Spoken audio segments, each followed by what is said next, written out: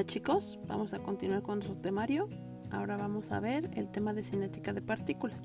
Ya habíamos visto en el video anterior que estábamos estudiando el movimiento de partículas sin importarnos las causas, pero ahora sí nos van a importar las causas. Estas causas van a tener ciertos efectos.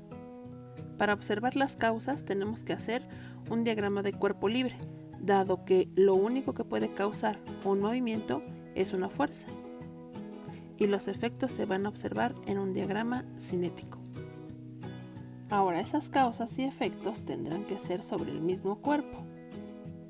Por eso dibujamos el cuerpo como cuando lo hacemos en el diagrama de cuerpo libre, lo repetimos en el diagrama cinético. Ahora, en el diagrama de cuerpo libre se dibujan las fuerzas. Estas fuerzas son las que causan estos efectos. ¿Cuáles van a ser los efectos? Los efectos va a ser que el cuerpo, si estaba, digamos, en reposo y empieza a aumentar su velocidad, se está acelerando. Ahora es muy claro que cada una de esas flechas representan vectores, así que necesitamos, para poderlo traducir a ecuaciones, depender de un sistema de referencia. Y como ya dijimos, si son vectores todas las flechas, del lado izquierdo tenemos vectores que representan fuerza, y del lado derecho tenemos un vector multiplicado por la masa, pero es un vector que representa la aceleración.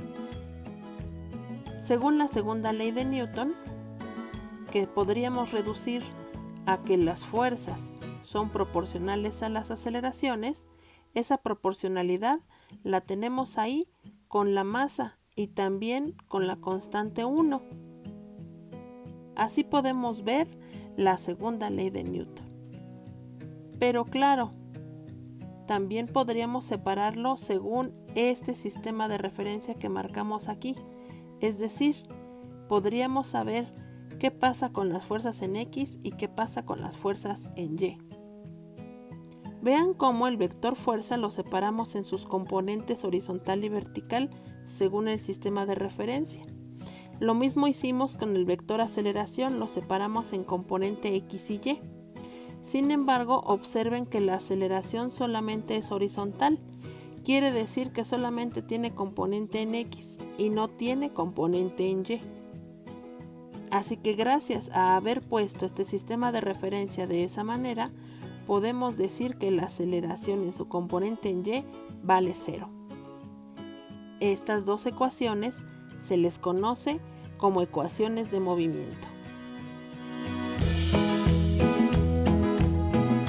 Para ejemplificar lo anterior, vamos a resolver este problema. Dice, determine la aceleración de la caja de 5 kilogramos si es jalada por una fuerza P de 3 newtons sobre una superficie lisa. La caja parte del reposo. Vamos a empezar con los datos.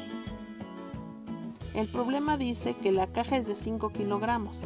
Al leer que la fuerza está en newtons, deducimos que los 5 kilogramos son de masa. Así que estos serían los datos. Por otro lado, debemos hacer el diagrama de cuerpo libre y el diagrama cinético. Aislamos el cuerpo para dibujarlo en ambos diagramas. Para el diagrama de cuerpo libre se deben dibujar todas las fuerzas que produzcan algún efecto sobre el cuerpo. Una de ellas es la fuerza P. Esta fuerza P que está jalando la caja en este punto y en esta dirección.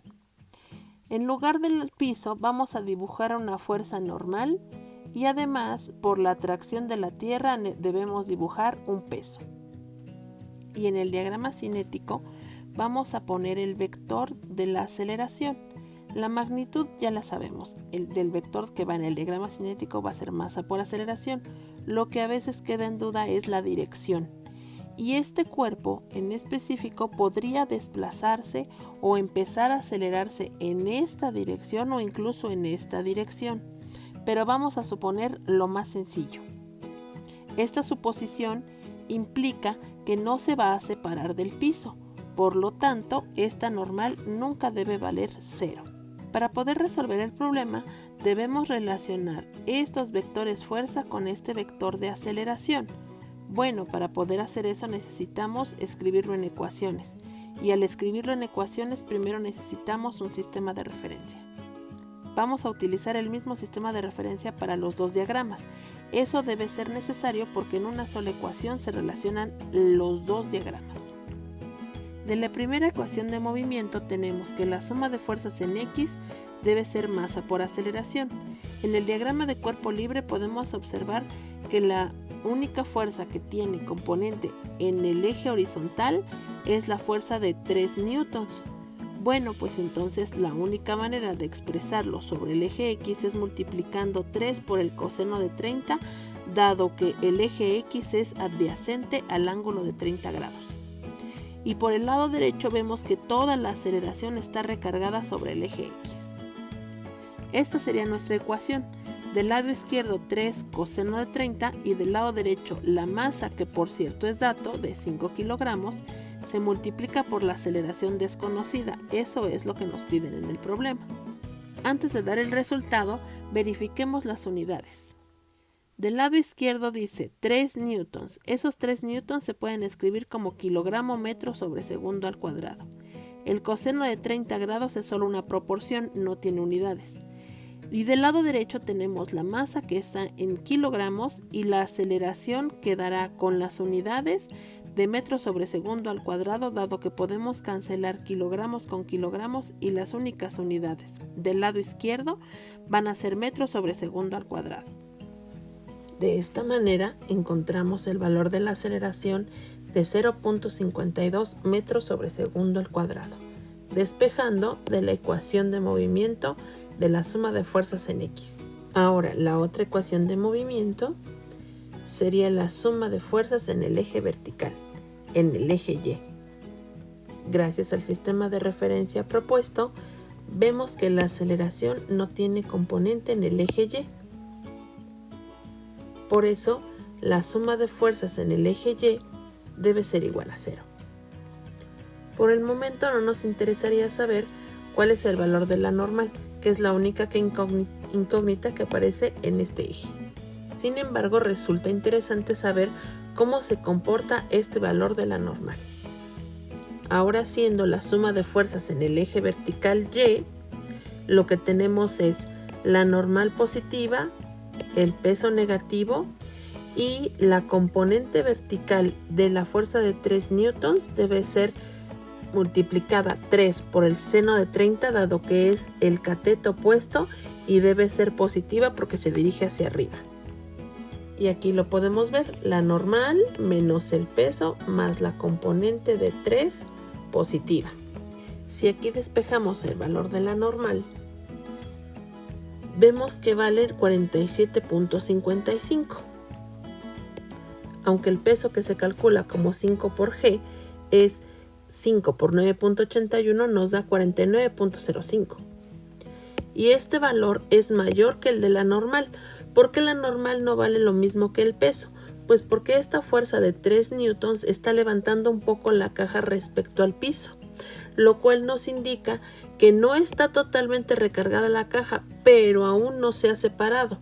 Es decir, conforme esta fuerza lo levante más del piso, esta normal se va a hacer cada vez más pequeña, hasta llegar a ser, en los cálculos, posiblemente negativa. Si nos fuera a dar ese valor negativo alguna vez, quiere decir que la caja se está separando del piso y por lo tanto nuestra aceleración, como la propusimos, está mal. Por lo tanto, la suposición de que la aceleración era totalmente horizontal hacia la derecha fue correcta. Y así verificamos que la aceleración de 0.52 metros sobre segundo al cuadrado tiene esta dirección.